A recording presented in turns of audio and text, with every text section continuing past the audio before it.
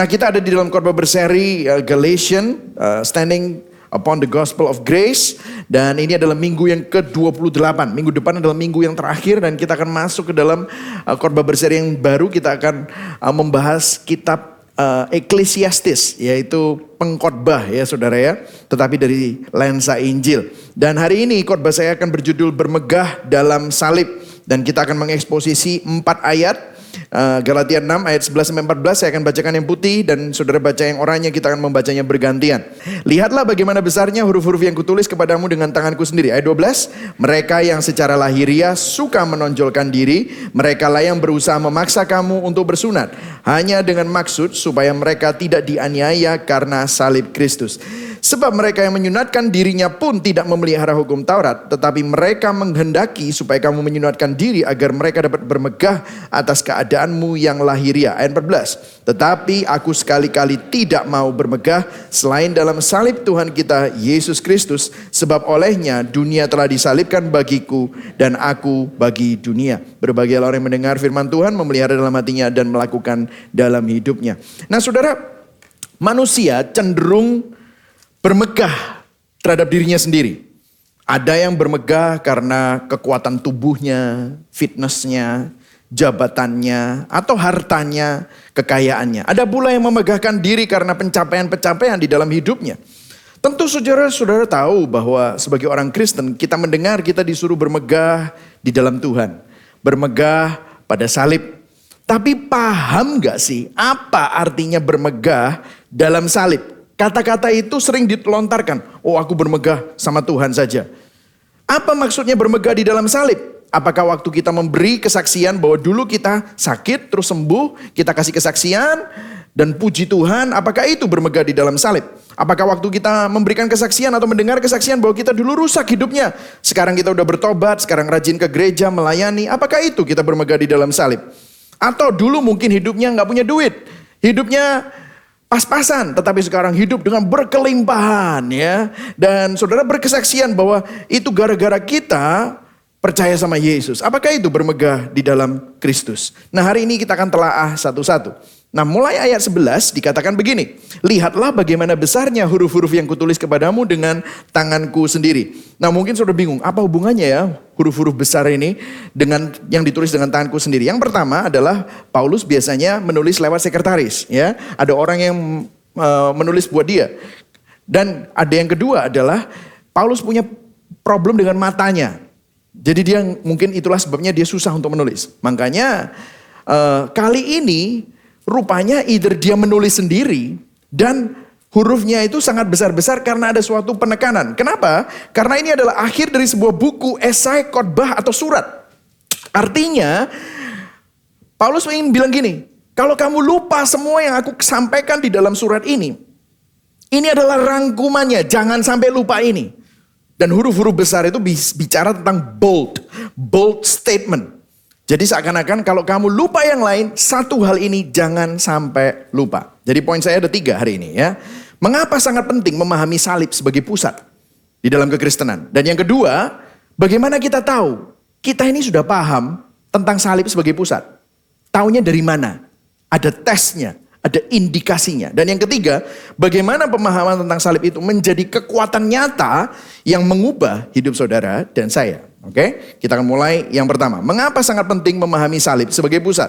Kalau sudah siap belajar katakan yes. Yes, oke.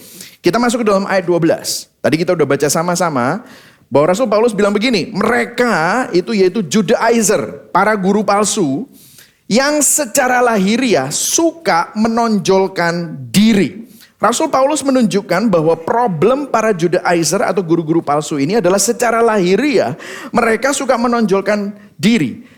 Dan secara implisit Rasul Paulus ingin menyampaikan kepada kita semua bahwa Kristen sejati itu bukan lahiriah atau luarnya, tetapi perubahan adalah internal bukan eksternal. Kristen sejati adalah perubahan yang substansial bukan superficial. Kristen sejati adalah perubahan dalam hal motivasi bukan hanya perilaku. Kalau saudara lihat kalau ada perubahan internal, pasti eksternalnya berubah. Kalau ada perubahan substansial, maka yang superficial pasti berubah. Kalau ada motivasinya dirubah, pasti perilakunya berubah. Jangan dibalik.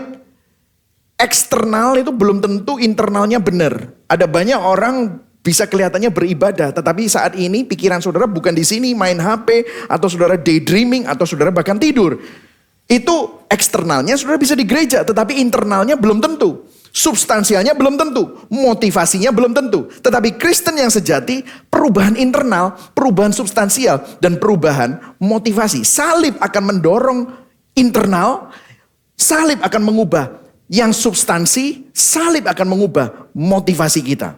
Jadi ini yang mau disampaikan Rasul Paulus. Kemudian selanjutnya, ayat 13.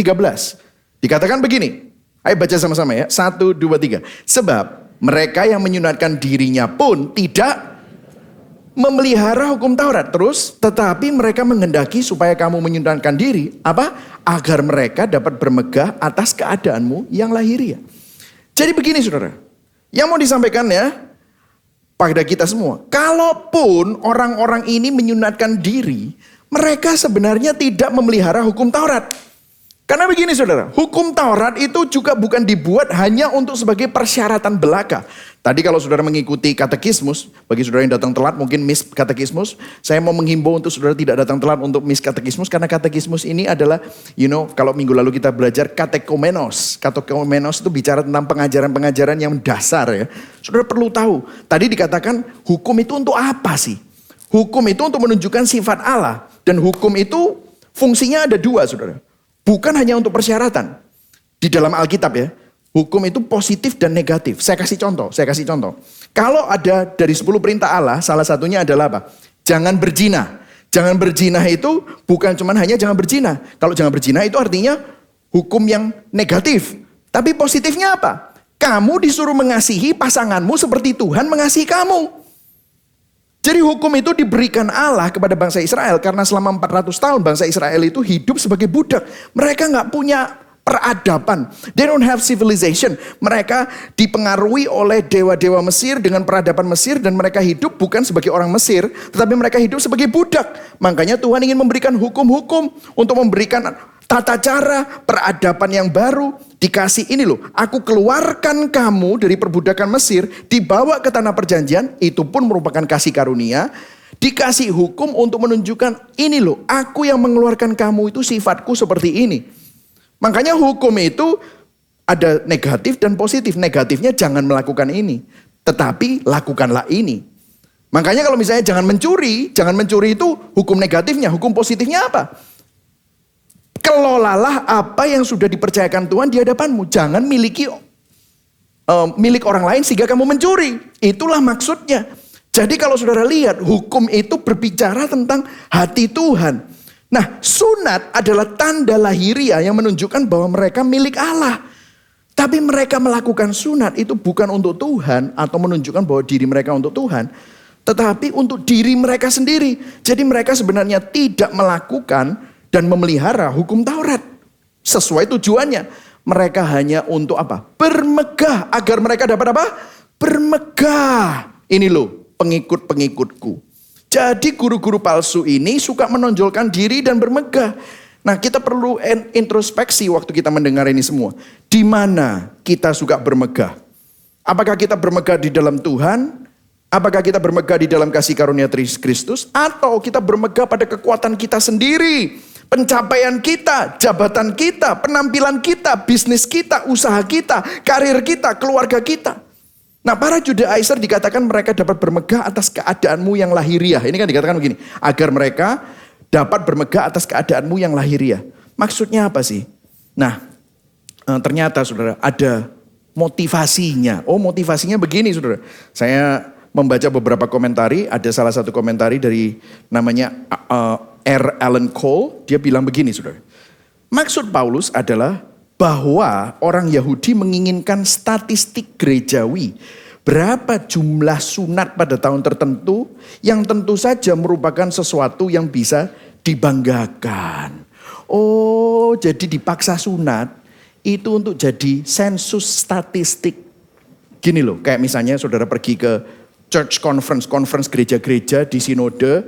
Terus kemudian Michael Christian diundang untuk memberikan sebuah presentasi data pemaparan perkembangan gereja Gibeon Church. Kemudian saya maju ke sini, terus kemudian saya bilang, tahun 2023 Gibeon Church sudah membaptis 1.000 orang. Terus semua orang ketawa, wah tepuk tangan. Oh ternyata itu saudara.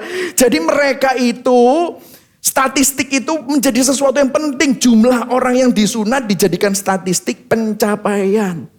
Saudara, berapa kali, seringkali yang bahaya itu kalau kita membanggakan diri akan statistik-statistik.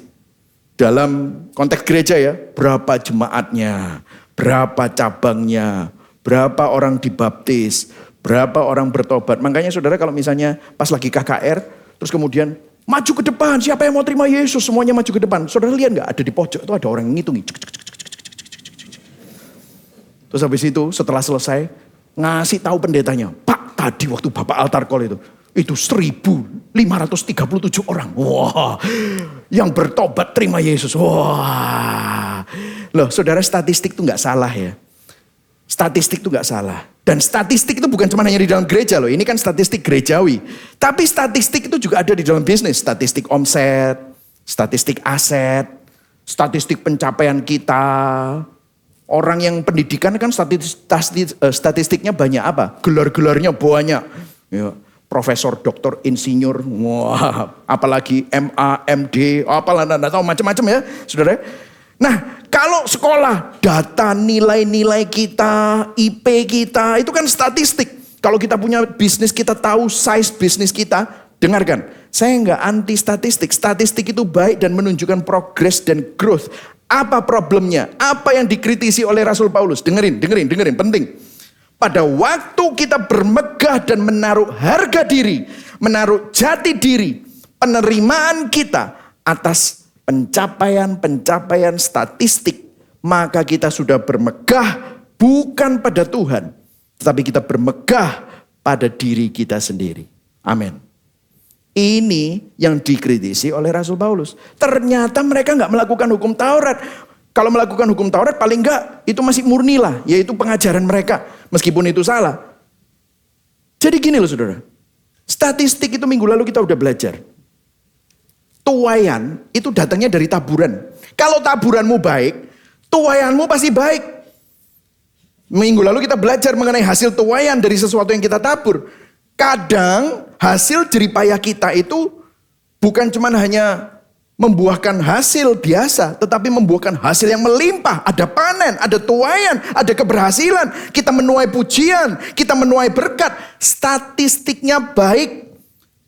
Gimana sih supaya kita nggak sombong? Betul?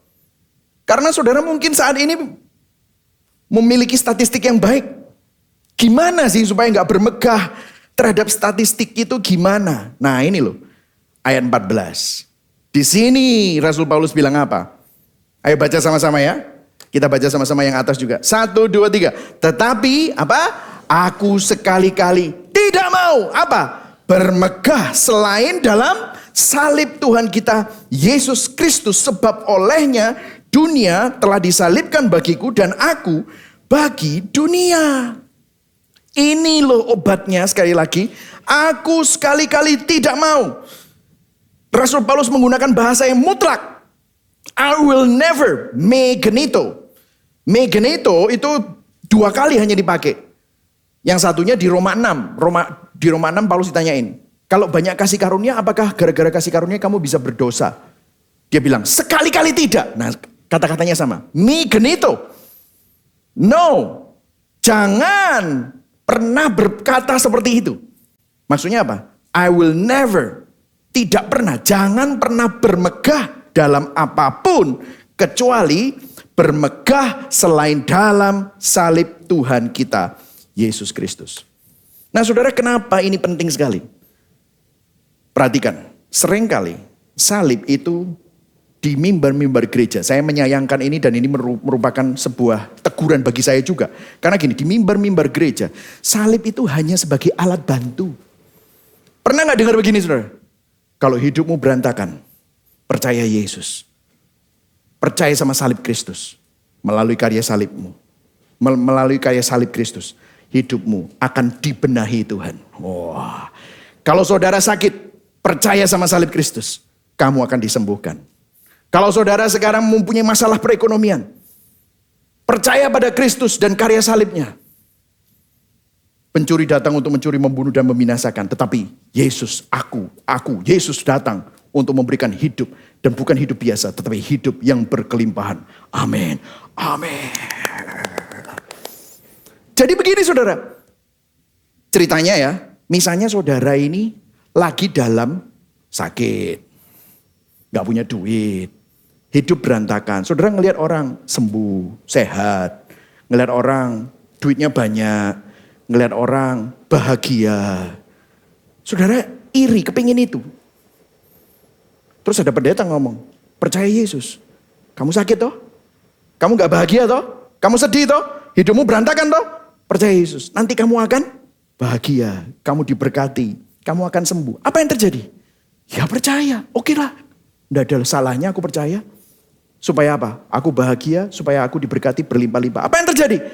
Salib Kristus hanyalah alat bantu untuk menjadi kaya, untuk menjadi sembuh, untuk menjadi bahagia, untuk hidupnya berkelimpahan. Dengerin saudara, salib Kristus itu bukan sarana atau alat bantu untuk orang jahat jadi baik, atau orang baik makin baik, atau orang yang gak sejahtera jadi sejahtera. Bukan saudara, salib Kristus adalah satu-satunya jalan keselamatan Tuhan untuk membuat orang mati jadi hidup, orang berdosa jadi kudus, orang yang terkutuk jadi diberkati. Bukan diberkati secara materi saja, tetapi diberkati secara rohani. Saudara, salib tidak diselesaikan oleh Kristus untuk memperbaiki hidup kita. No. Salib bukan sarana, salib bukan alat bantu untuk kita jadi kaya, untuk kita jadi sukses. Salib bukan aksesoris atau jimat untuk membuat hidup kita jadi berbahagia. Bukan saudara, salib segala sesuatu yang ada di dalam hidup kita yang memungkinkan kita untuk diselamatkan itu hanya karena salib. Hidup kita ada sekarang di dalam Kristus, diselamatkan itu hanya karena salib. Harga diri kita gak ada, tetapi kita berharga karena dibayar mahal, bukan dengan hal-hal yang fana, tetapi oleh darah Tuhan sendiri. Di mana? Di salib. Begitu salib hilang dalam kekristenan, maka kekristenan sudah tidak ada lagi. Coba saudara ambil salib Kristus dari kekristenan, sudah bukan lagi kekristenan. Kekristenan bukan dibangun atas ajaran moral belaka, namun kekristenan dibangun di atas karya salib Kristus. Perhatikan saudara, kekristenan tanpa salib adalah kekristenan yang kehilangan esensinya. Kekristenan yang tidak memahami salib adalah kekristenan yang menyimpang. Dan memang bagi dunia, salib kedengarannya bodoh. Kenapa kok bodoh? Tuhan kok mati? Yang namanya Tuhan kok lemah? Yang namanya Tuhan kok kalah? Makanya 1 Korintus 1 ayat 27 berkata, ayo baca sama-sama. 1, 2, 3. Tetapi apa yang bodoh bagi dunia dipilih Allah untuk apa? Memalukan orang-orang yang berhikmat. Dan apa yang lemah bagi dunia dipilih Allah untuk apa? Memalukan apa yang kuat. Ayat 28. Dan apa yang tidak terpandang dan yang hina bagi dunia dipilih Allah. Bahkan apa yang tidak berarti dipilih Allah untuk meniadakan apa yang berarti. Ayat 29, baca yang keras pelan-pelan.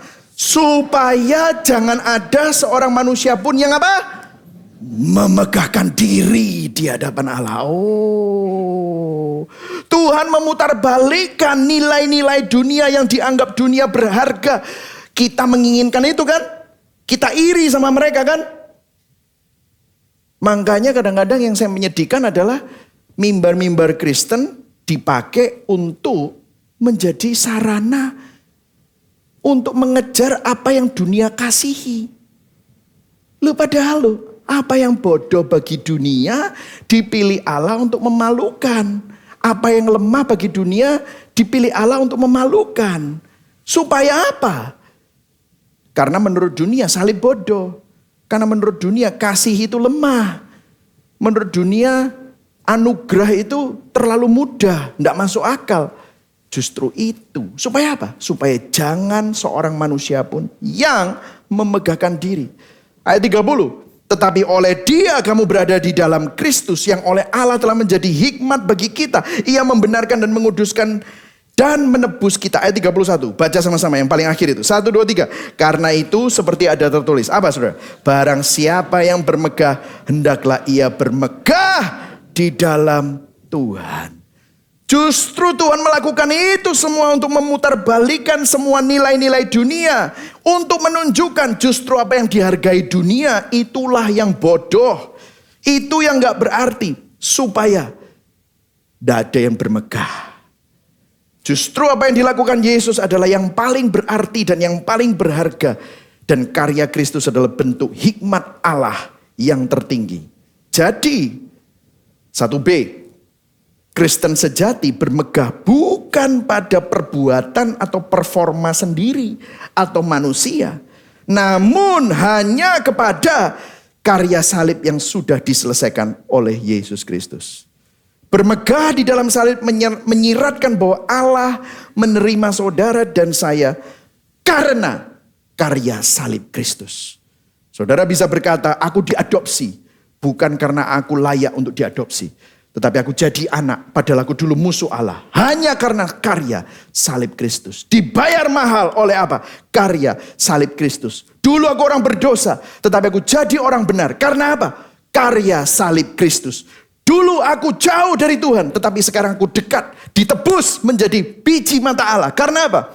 Karya salib Kristus. Yang setuju katakan amin. Nah saudara, ada banyak yang bilang sama saya gini, Pak Gibeon itu ya ngerasa paling bener ya. Ngomongnya ngono. Kalau ndak ada salib itu katanya bukan Kristen. Wah, ekstrim. Gibeon itu ekstrim, gospel center terus. Semua harus ada Yesusnya, semua harus ada salibnya. Kenapa sih? Kalau khotbah-khotbah motivasi kan nggak apa-apa toh Pak. Contoh misalnya kita khotbah perjanjian lama gitu kan, nggak apa-apa toh. Apa salahnya? Kan pengkhotbah itu kan bermaksud untuk mendidik orang supaya mereka itu menjadi lebih baik. Dan menjadi semakin mencintai Tuhan. Oke. Nah, saudara pernah dengar ini gak? Pernah dengar ini gak? Kalau dengar paling gak manggut-manggut toh. Pernah dengar ya? Kroso paling bener. Michael Christian paling bener. Kroso. Loh bukan saudara, bukan. Nih saya kasih alternatif ya, Saya baru aja tadi malam lihat TikTok, terus saya dengar seorang khotbah gini. Saya kasih contoh. Saudara yang mengambil kesimpulan sendiri. Ini khotbahnya gini. Saya sampai masih ingat. Khotbahnya gini. Saudara tahu, di perjanjian lama, waktu Musa memberikan impartasi kepada 70 orang Israel. 70 orang Israel itu menerima impartasi. Tapi hanya satu yang menerima warisan. Namanya Yosua. Itulah sebabnya Tuhan memilih Yosua untuk menggantikan Musa. Itu tidak ada di Alkitab. Cuma itu konklusinya dia gitu ya. Itulah sebabnya Tuhan memilih Yosua. Kok bisa ya? Apa yang menyebabkan 70 orang menerima impartasi tapi hanya satu orang menerima warisan? Coba kita pikirkan. Bagus ya saudara ya. It's very good. It looks like wow, very good. Terus, saudara tahu kenapa? Karena Yosua itu setia. Yosua itu melayani pada waktu tidak ada orang yang mau melayani. Yosua setia dan bersama Musa pada saat Musa mengalami masa-masa di mana Musa sedang sendirian. Tidak ada yang menemani. Yosua menemani Musa. Itulah sebabnya kita perlu setia, kita perlu melayani. Karena disitulah kita akan menerima warisan dari Tuhan. Orang bilang, amin. Yang percaya berikan tepuk tangan. Saya mau tanya sama saudara. Pertama, of course, tidak sesuai gospel center. Tidak ada Yesusnya, tidak ada salibnya. Oke lah. Tidak ada Yesus, tidak ada salib. Saya mau tanya sama saudara. Orang dengar begini. Maksudnya apa sih? Yang khotbah itu maksudnya apa? Supaya orang melayani dan setia. Betul ya saudara? Tapi lihat. Apa yang menjadi poin dari khotbah ini? Supaya kita jadi seperti Yosua. Yang 70 terima impartasi. Yang satu menerima warisan. Jadi yang digelitik adalah, kamu jangan cuma mau impartasi, kamu perlu mau warisan. Gimana caranya dapat warisan? Karena 70 terima impartasi, cuma satu yang terima warisan. Kamu harus jadi seperti Yosua. Caranya gimana? Apa? Setia. Melayani. Supaya nanti kamu jadi seperti generasi Yosua. Wah. Let me tell you. Mana Yesusnya? Pulang. Kalau misalnya dia mendapatkan itu semua. Yang harus berusaha keras, kerja keras. Yang mendapatkan motivasi itu siapa? Saudara. Dan kalau misalnya dapat warisan beneran. Memang orang tuanya meninggal terus dapat warisan beneran gitu. Terus saudara bilang, iki pasti gara-gara karena aku apa? Setia dan melayani. Mana Yesusnya? Of course dia bilang, puji Tuhan. Tapi segala kemuliaan bagi rata gitu saudara ya.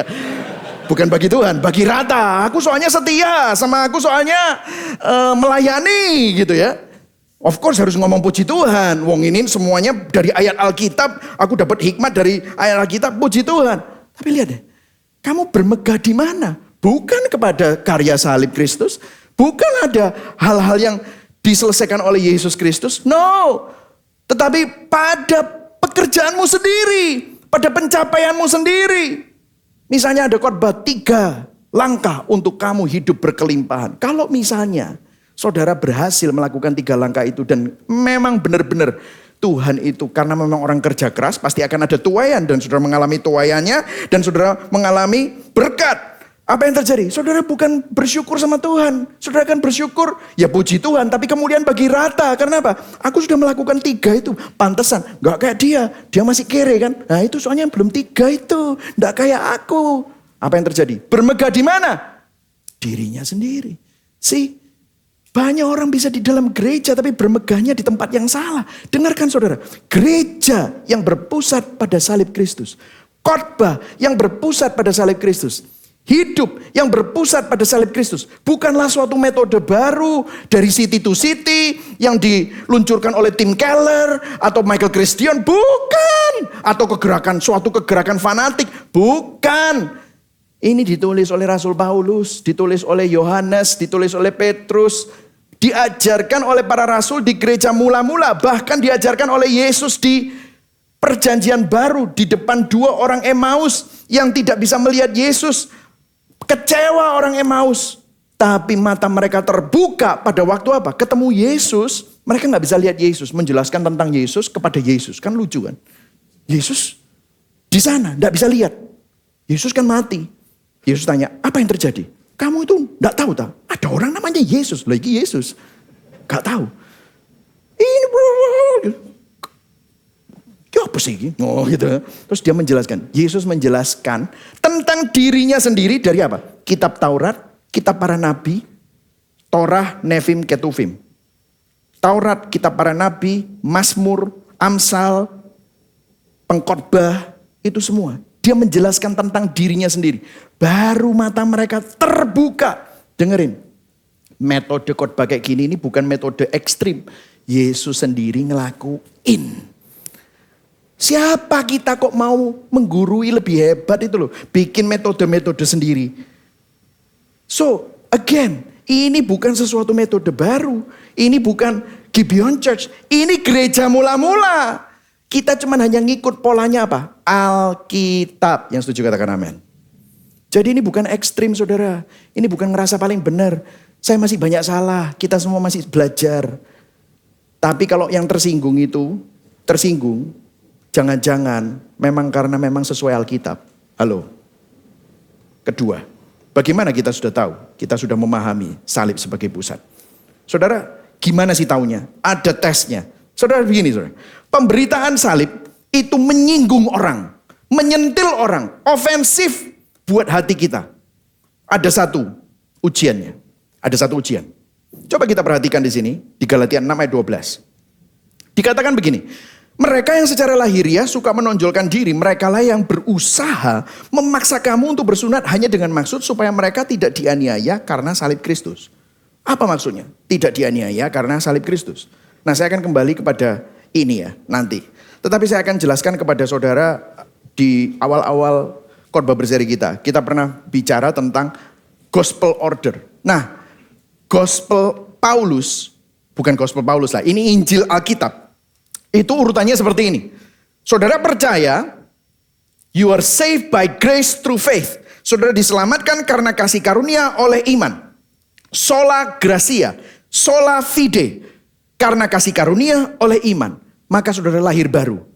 Saudara diselamatkan. You believe you are saved. Mengalami justification. Dan itu yang memampukan kita untuk taat. Ketaatan adalah buah keselamatan.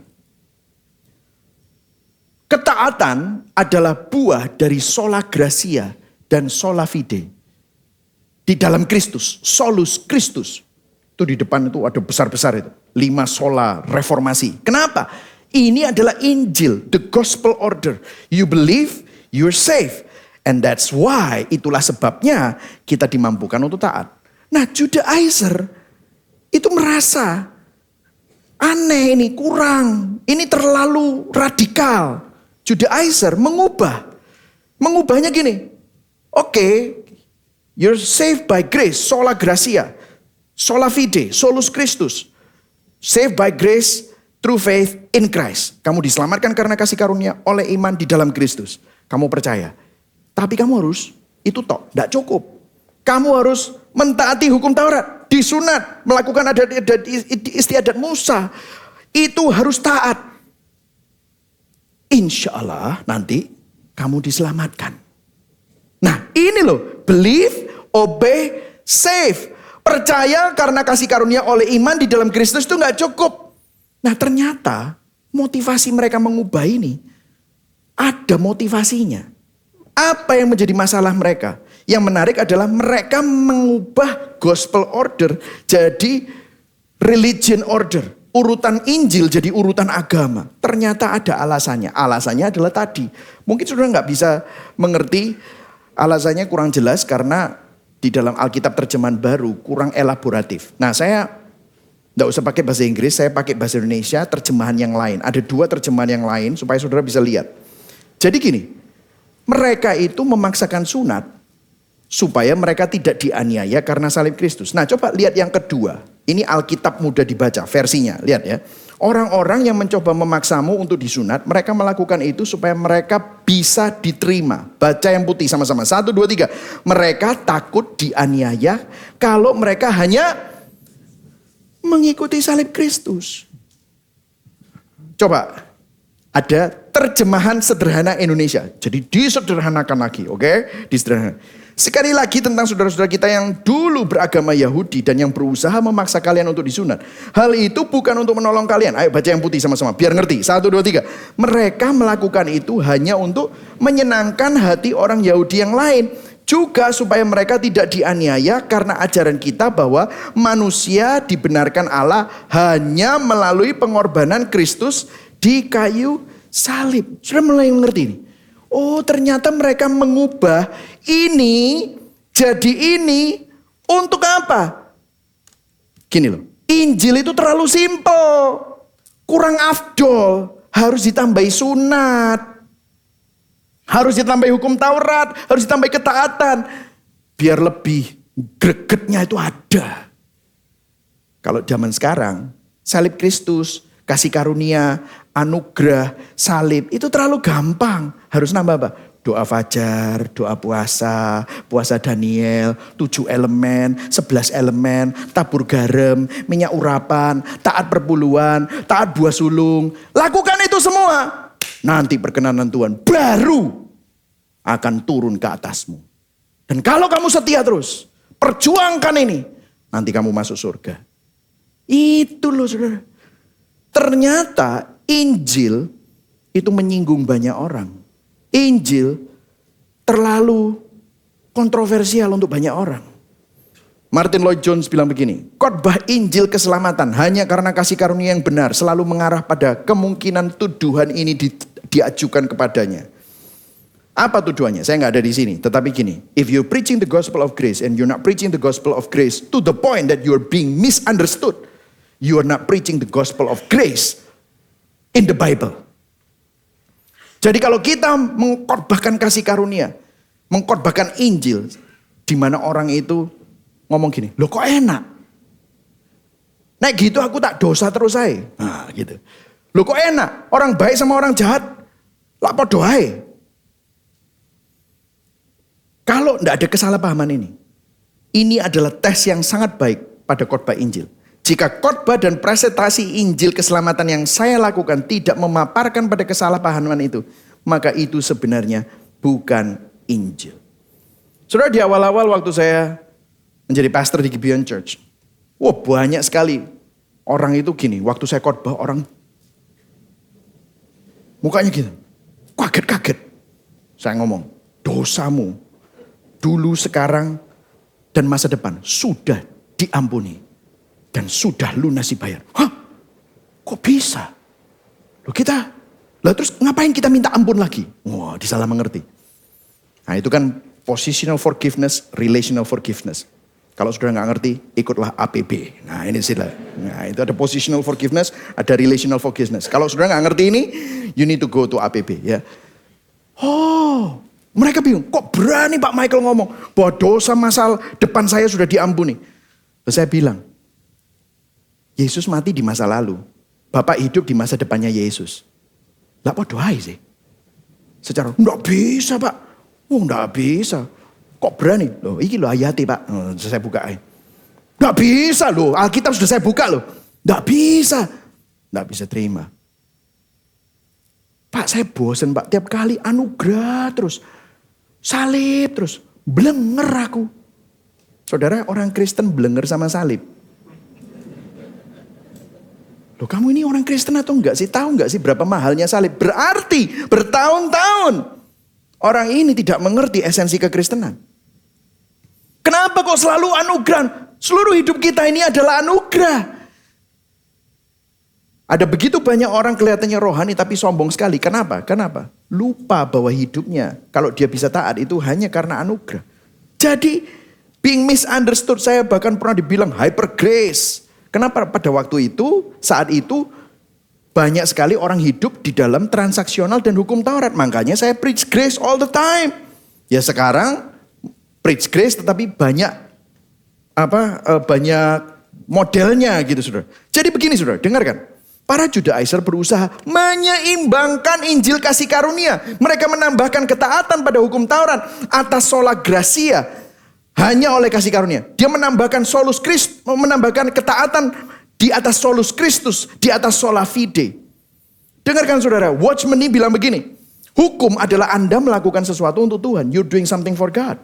Tetapi kasih karunia adalah Tuhan melakukan sesuatu untuk Anda. God is doing something for you. Artinya kasih karunia bukan lagi kasih karunia jika kita berusaha menambahkan karya kita atas kasih karunia itu.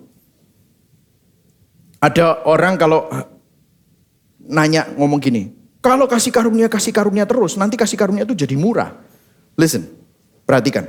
Kasih karunia itu didapat kepada kita free atau tidak? Saya tanya sama saudara, boleh jawab? Free. Kalau free itu bukan berarti murah loh saudara. Saya tanya sama saudara, kasih karunia mahal nggak? Boleh dijawab? Mahal. Siapa yang bayar? Yesus. Bisa nggak kita bayar? Contohnya ya, saudara gajinya UMR. Tiba-tiba ada orang, saya gajinya UMR. Kasihan Pak Michael ini. Tak kasih Ferrari aja. 12 miliar harganya. Pak Michael ini Ferrari 12 miliar. Ini kuncinya mobilnya di luar. Warnanya merah. Kaget aku. Thank you Pak. Sik Pak ya. Aku mau berapa harganya? 12 miliar. Waduh aku gak punya. Rogo-rogo kantong. Ini 100.000 Pak ya untuk Bapak. Kira-kira yang ngasih terhina gak? Ya bos iki dikei. Ngasih aku 100.000. Nggak tahu itu harganya 12 miliar. 12 miliar itu untuk Bapak. Nggak usah ngasih-ngasih lagi. Jangan menghina saya Pak. Betul gak saudara? Apa yang kita lakukan untuk nambah-nambahi kasih karunia. Itu adalah menghina Tuhan. Karena begitu kita menambahkan sesuatu kepada kasih karunia, maka kita merusak dan membuat kasih karunia itu menjadi tidak bernilai. Dengarkan saudara, mencampur hukum dan Injil tidak menyeimbangkan kasih karunia Allah, namun justru menghapus keindahan dan kuasa anugerah Allah. Implikasinya malah kita sombong. Karena segala kemuliaan tadi bukan bagi Tuhan, tetapi bagi rata. Itu tadi. Karena kita berpikir kita ambil andil. Jadi apa fungsi hukum? Hukum itu bukan gak ada fungsinya, hukum ada fungsinya. Martin Luther berkata begini, the law discover the disease, the gospel gives the remedy. Hukum menunjukkan penyakit dosa kita, kecenderungan dosa kita. Injil kabar baik memberikan jalan keluarnya. Yang setuju katakan amin. Ini adalah kabar baik. Kemudian apa lagi? Berikutnya, pemberitaan Injil atau pemberitaan salib sangat menyinggung kita. Karena pemberitaan Injil itu menunjukkan keberdosaan, kejahatan, dan ketidakberdayaan kita. Kebanyakan ya orang keberatan terhadap kasih karunia Tuhan. Ini banyak yang nanya gini. Saya kasih contoh. Ada yang nanya gini sama saya. Waktu saya pernah khotbah di sebuah SMA. Ada orang kritis, cukup kritis. Dia ngomong gini. Kalau ada orang membunuh dan membunuh banyak orang terus ditangkap. Terus kemudian masuk pengadilan dan di pengadilan divonis hukuman mati. Terus kemudian di penjara, sebelum dia menunggu hukuman mati, ada pendeta datang. Mengkhotbahkan Injil. Terus kemudian dia bertobat. Percaya Yesus lahir baru. Terus dia dihukum mati kemudian. Apakah dia diselamatkan? Jawabannya apa saudara? Ya dia diselamatkan, tentu saja. Terus dia tanya, loh meskipun dia bunuh banyak orang, dia diselamatkan? Iya. Wah. Terus dia bilang gini, lah terus ada orang baik, suka nolong, dermawan, setia sama istri, bayar pajak, jujur, gak pernah bunuh orang, tapi gak percaya Yesus, dan gak lahir baru, dan gak dibaptis. Waktu dia mati, apakah dia diselamatkan? Oh, semua orang bilang, oh, enggak. Wah, keberatan. Itu gak fair, menyinggung ini. Orang baik masuk neraka, orang jahat bertobat percaya Yesus masuk surga. Oh, ini sangat menyinggung. Too good to be true. Nah, kalau kita mengatakan demikian, kita itu sedang mengecilkan kekejian dosa. Saya kasih contoh ya. Kalau misalnya saya tadi udah minta, ini saya minum ya saudara. Kalau misalnya saudara, saya pas lagi gini, saya minum. Terus waktu saya minum saya ngomong-ngomong sama orang di luar, di connect booth di luar. Tiba-tiba ada burung lewat, set. Terus nelek. Bisa tepat dalam kedaulatan Tuhan. Belum masuk sini. Jus. Saya nggak tahu. Terus saya minum. Apa ya? Kok hitam-hitam titik. Terus saya tutup gini. Saya bening nggak apa-apa. Terus minum lagi. Kira-kira ini layak nggak diminum? Kalau sudah ditelei. Kalau sudah dikasih tainya burung itu loh. Meskipun hanya setitik terus saudara kocok-kocok gini. Masih bening kok gak apa-apa. Mau gak saudara minum? Ada orang bilang. Loh dosa kecil dosa besar. Saya loh dosa itu apa sih? Paling cuman hanya ngintip-ngintip sampai timbilan. Gitu loh saudara. Itu dosa kecil yang itu membunuh. Saya kan bukan pembunuh. Saya bukan pemerkosa. Saya loh cuma ngeklik. Lihat-lihat porno. Dosa kecil dosa besar. Itu pemerkosa. Itu pedofilia. Saya lo cuma, saudara di depan Tuhan, dosa adalah dosa. Tidak ada dosa kecil, dosa besar. Dan tidak ada perbuatan baik yang bisa menghapus dosa saudara. Dosa itu adalah apa yang ada di dalam motivasi hati. Makanya di Roma 3 ayat 22b dikatakan kebenaran Allah karena iman dalam Yesus Kristus bagi semua orang percaya. Baca dari yang orangnya. 1, 2, 3. Sebab tidak ada perbedaan. Maksudnya apa? Enggak ada orang baik dan orang jahat. Yang ada orang berdosa. Dosa kecil, dosa besar sama.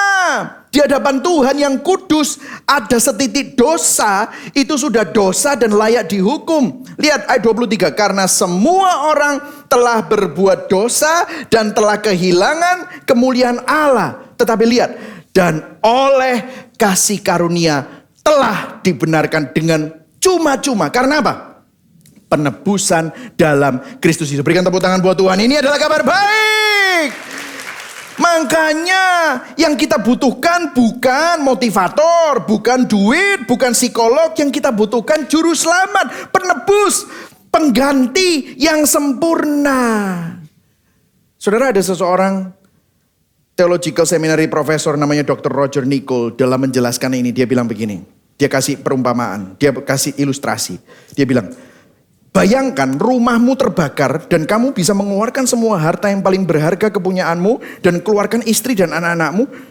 Selamat, tapi rumahmu terbakar. Dan kamu ngeliatin rumahmu terbakar, sedih. Tetanggamu datang, rumahmu terbakar, iya. Kamu sedih, iya. Let me show you, aku care sama kamu. Terus dia lari ke dalam rumah, terbakar, mati. Terus saudara lihat, apakah saudara kagum? Wow, orang itu mencintai saya ya. Saudara kan ngomong apa? Wong gendeng, ya apa sih? Iya kan? Iya enggak? Tapi lihat.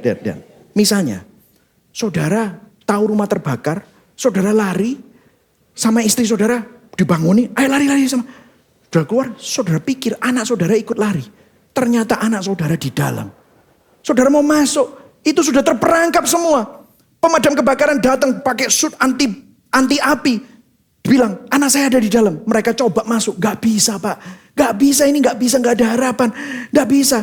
Saudara ketakutan, aduh gimana anakku. Tetangga saudara datang, anakmu masih di dalam. Dia lari masuk ke dalam.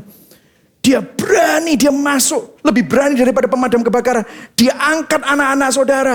Anak-anak saudara diselamatkan. Tapi waktu dia akhirnya membawa anak-anak saudara keluar, dia yang mati. Apa yang terjadi? Saudara bilang, gila tetanggaku.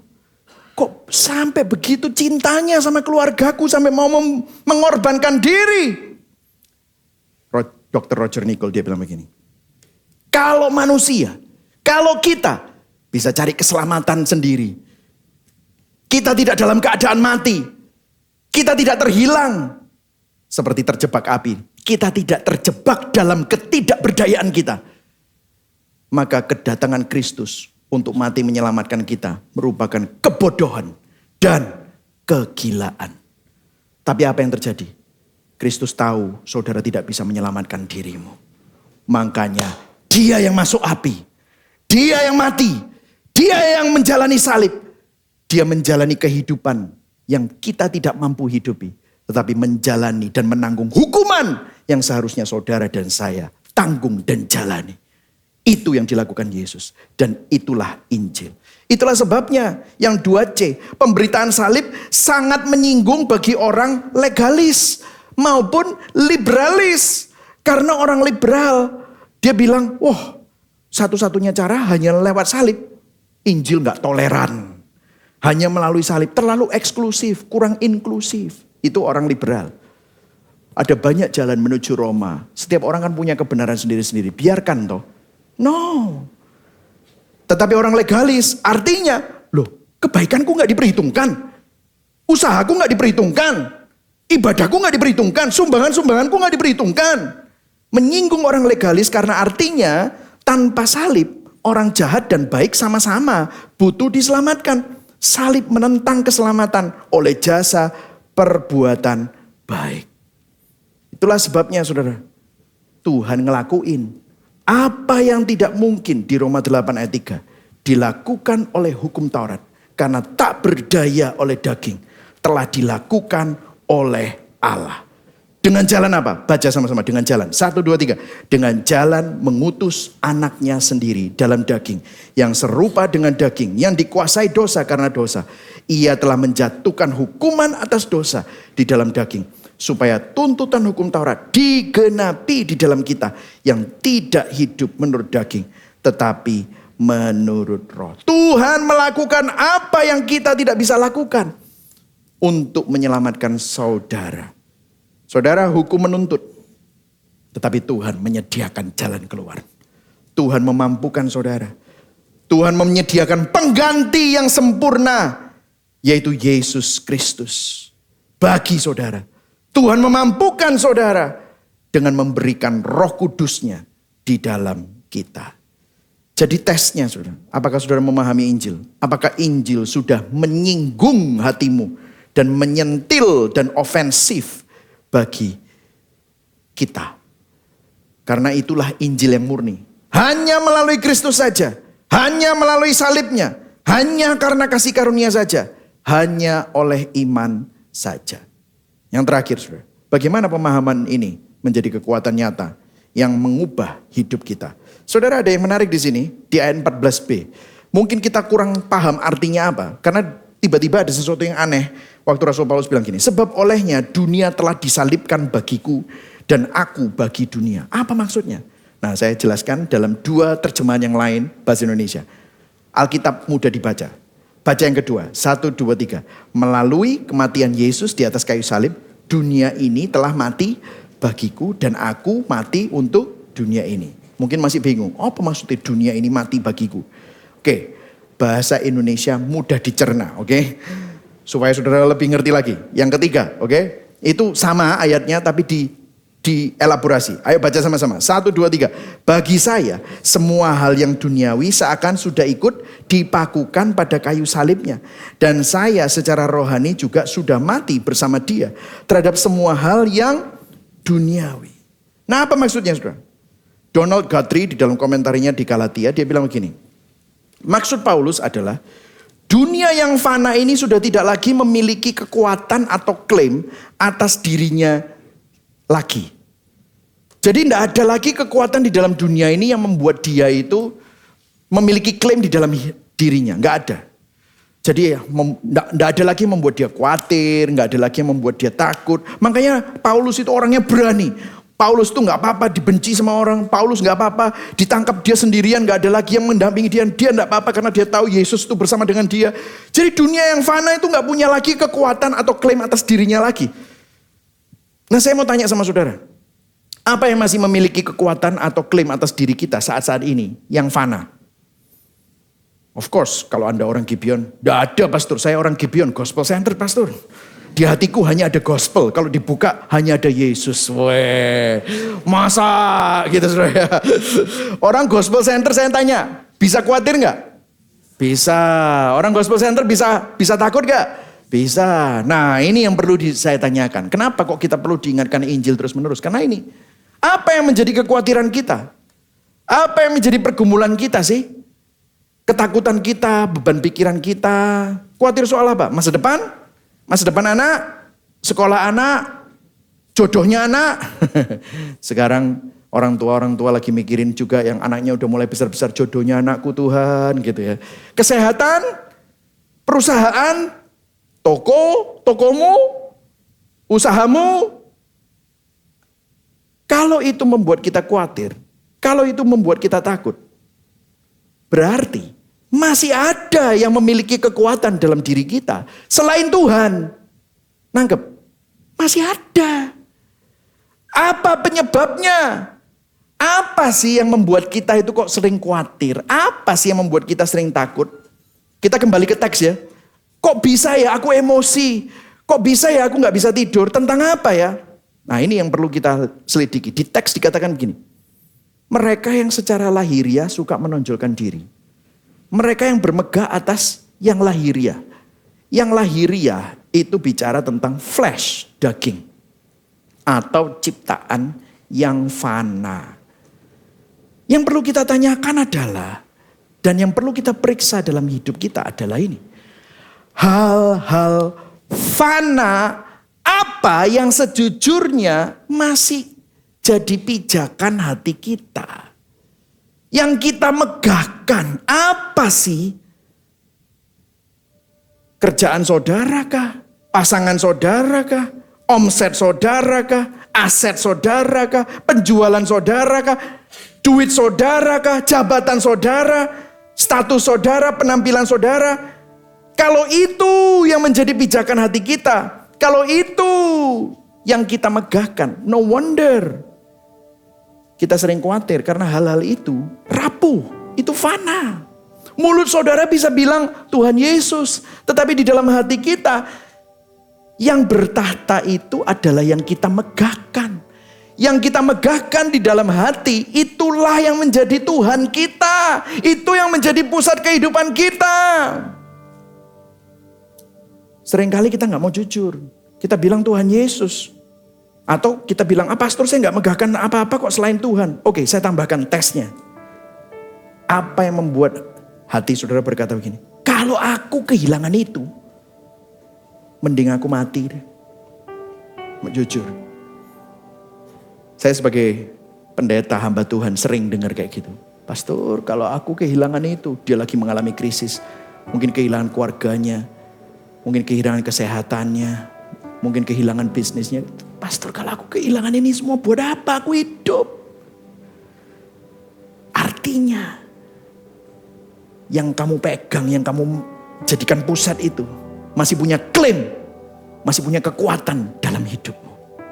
Rasul Paulus bilang, aku gak punya apa-apa lagi. Yang punya kekuatan untuk membuat aku udah mati bagi dunia. Itu semua sudah dipakukan di atas salib Kristus. Apa sih yang membuat kamu bilang, seperti Mariah Carey and Air Supply, can't live if living is without you. Can't live if living is without you. Banyak loh. Dalam hati kita kalau mau jujur, ada. Karena apa?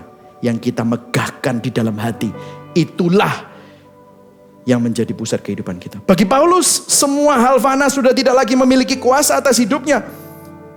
Seharusnya, semua hal yang fana di dalam hidup kita, seharusnya tidak lagi memiliki kuasa atas hidup kita. Bagaimana caranya? Caranya bagaimana supaya itu selalu dikalibrasi, supaya itu selalu kita diingatkan, gak kembali ke situ. Kita bilang kita megahkan Yesus, tapi dalam hati kita megahkan yang lain. Gimana supaya itu dikalibrasi kembali kepada Yesus? Lihat. Tadi yang ketiga, baca lagi yang ketiga. 1, 2, 3. Bagi saya, semua hal yang duniawi seakan sudah ikut dipakukan pada kayu salibnya. Dan saya secara rohani juga sudah mati bersama dia terhadap semua hal yang duniawi. Kembali lagi ke salib. Lagi-lagi salib. Kenapa salib?